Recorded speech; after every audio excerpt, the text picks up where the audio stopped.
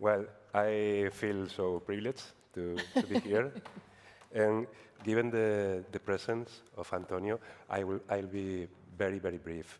I just want to say that we are going to have this conversation under that title, Philosophy of Neuroscience. And of course, the philosophy of neuroscience is a very broad field. We are going to concentrate just in a subject, the subject of consciousness. I think that this is the most compelling choice, having given the presence of Antonio. And I just want to say that the consciousness that Antonio has been studying for years is not something like the moral consciousness or our insights into who we are or our worldview. It has nothing to do with that meanings of the word consciousness. This is a meaning of the word consciousness having to do with felt experience. So the first question I want to ask Antonio is what the key features of consciousness you believe are? Thank you very much. So I think that the point about terminology that Asier is making is a very important one. I mean, you can, if you're a scientist, the first thing you have to do when you're studying a subject, make sure you define what you're really studying. And with consciousness, the word consciousness, you get into a lot of problems for several reasons. One is that somehow people very often confuse the use of the term consciousness. It very much depends actually on the basic language that you come from.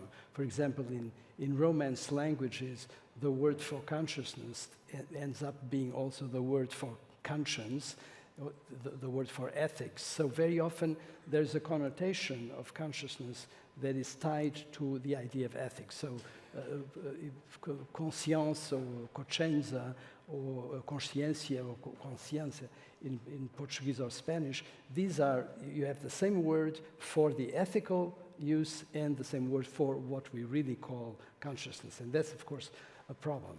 And then you have something that, you know, I'm tired of listening to people saying, you know, climate change is very much in our consciousness now. What does that mean? Obviously, it's not what we are studying as neuroscientists and philosophers as consciousness, because it's not in our consciousness, it's in our minds, period. So very quickly, one thing we need to make is a distinction between what is mind and what is consciousness itself. And also, what is attention, because very often when people use the term consciousness, they really mean awareness. It's very much in my consciousness, this problem, and they really mean that it's centered, people are aware, they're attentive to that idea. So let's make things more objective and think about consciousness and use the term consciousness when you really mean experience. And experience is something very particular. It means that you yourself are feeling something in relation to a certain topic. You experience, and that experience is able to generate subjectivity. So consciousness is about having an experience of yourself, your organism, which really means mind and body tied together, correlated, and having the possibility of that generating a subject, generating he who or she who is able to have that experience. So I think that probably helps. We are then talking about some basic feature of our nature. Yep. Feature we can think about this feature as raw feelings. And in your view, what is the how neuroscience should approach this basic feature. And I'm asking this to you because you have a really different approach in the field. The methodologies usually are taken from psychology of attention or the psychology of perception, mainly psychology of perception lab. But your approach is really different. Explain why. Well, I think that's a very good question. The approach is different in the sense that if you really think about homeostatic feelings as the fundamental promoters of what consciousness is, then you need to take a different approach, and instead of concentrating on the outside world, you need to concentrate on the interior, on the world of the interior of your organisms. This is really something critical. If you think about homeostatic feelings, let me just give you a very quick roundup of what they are. First, think of feelings of existence, feelings of life itself. And what you have there. You have the feeling, which you, by the way, you hardly notice feelings of existence unless you concentrate on them. I mean, if you're a Buddhist, you will concentrate on the feeling of your existence. People talk here about background consciousness. Exactly. So when you're thinking about what you feel homeostatically, as opposed to what you feel when you have an emotion. For example, of course, you can feel joy or sadness or anger, but that's different. That's something actually evolutionarily higher level, and it came much later. Whereas these feelings that I'm talking about, feelings of existence, they include the feeling of body temperature. Well, you would say, do I care about the feeling of body temperature? Apparently not most of the time, but if you enter a room that is very cold, or you go out in the street and it's 100 degrees, you notice that there's been a change. Or if you have a fever, then you notice. The feeling of your breath, the feeling of your heartbeat, these are background, fundamental feelings of the state of your organism. But then you have other things like hunger and thirst and pain and well-being, and malaise, and desire. These are all feelings about the state of your body. And it is those feelings, provided you have them, just think of it, you have to be conscious in order to have a feeling. Or to put it in other terms, feelings are naturally, spontaneously conscious. And this is something that's very strange to me, how this has been missed. And by the way, it was missed by me. For many years, I talked about feelings. I gave great explanations about how it was done physiologically. And yet, it did not dawn on me that if you have a feeling, you are in the presence of an inaugural event for the promotion of consciousness. Feelings are naturally, spontaneously conscious events, and they're giving it to you. And if you were not conscious, feelings wouldn't be of any use. Well, why would you care? You couldn't care. You couldn't have a notion of fever or the notion of hunger if you were not conscious of it. So what really happened is that you had, at a certain point in evolution, you moved from creatures that had enormous complex regulation but were not aware of it. You know, plants have a very sophisticated regulation, but do they know that they're regulating their leaves and they're regulating the amount of expansion of the leaves or what they bring from the roots? No, they don't know it. They don't have, in all probability, they don't have experiences. And bacteria are very complex and they have a lot of complex regulation, but all of that is covert.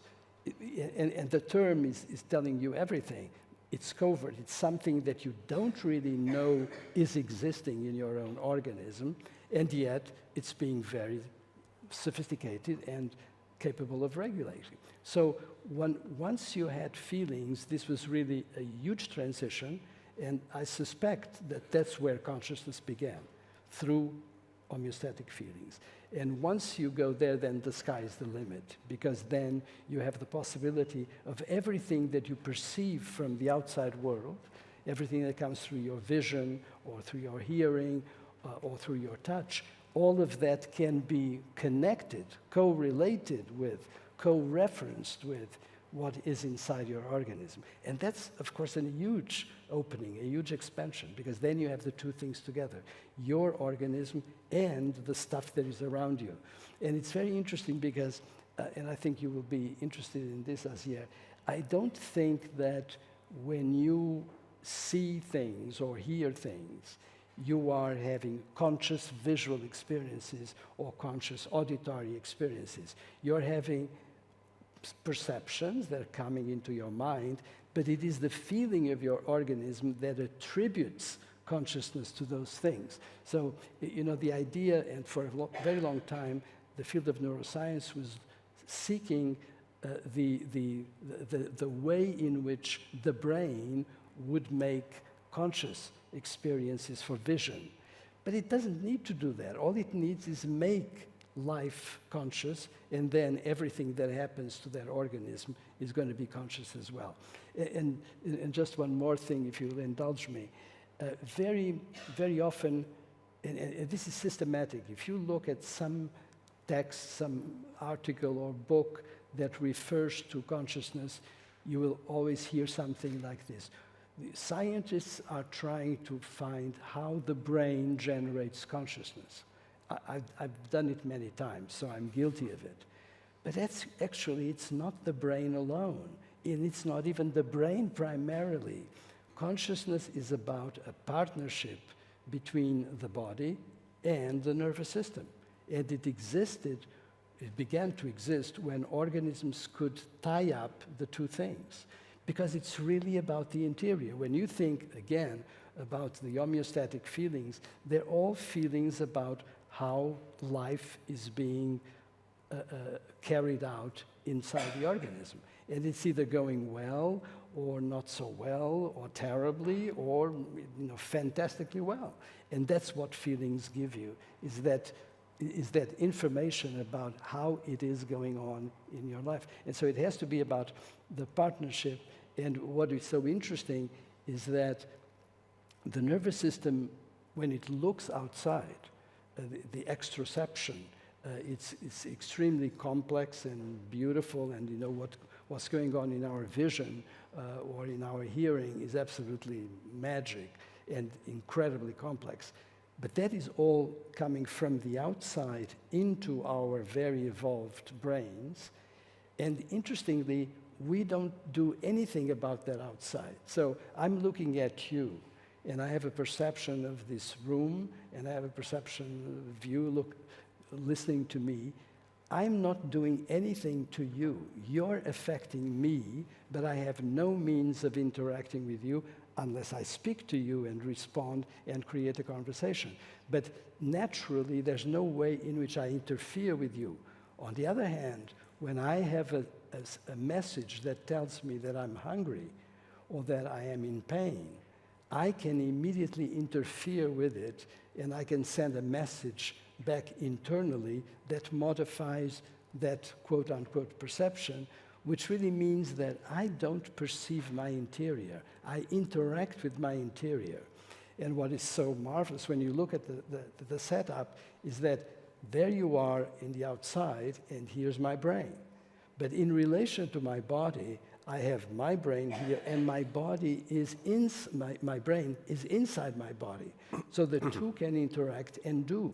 If any of you right now has an acute pain, what will happen is that in just a few seconds, there will be a response from the brain to the interior that modifies the pain and actually tries to quench it for a little bit. And so you have a clear proof of the constant dialogue between the body and its organization, its functions, and the nervous system. Completely different from what we do in relation to the outside. And so I think that's where...